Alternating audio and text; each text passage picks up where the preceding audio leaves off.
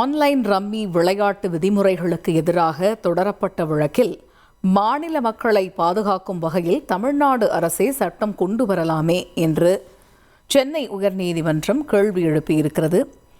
Online rummy விளையாட்டால் ஒருவருடைய வாழ்வாதாரம் பாதிக்கப்படுகிறது என்றும். சார், என்னோட ரெசிக்னேஷன் எதுக்கு? நானே ஜாப்ஸ் உருவாக்கி பாஸ் ஆகலாம்னு இருக்கேன். எப்படி? பாஸ்வாலா பி தி பாஸ். மதுபானம் விற்பதற்கு கூட தமிழகத்தில் நேர கட்டுப்பாடு உண்டு என்றும் நீதிபதிகள் கருத்துக்களை முன்வைத்திருக்கிறார்கள். ஆன்லைனில் ரம்மி விளையாட தமிழ்நாட்டில் மட்டும்தான் தடையா? அதேபோன்று 5 மணி நேரம் விளையாடக்கூடாது என்ற விதி தங்களை கடுமையாக பாதிக்கும் என்றும் ஆன்லைன் நிறுவனங்கள் தரப்பில் தெரிவிக்கப்பட்டிருக்கிறது.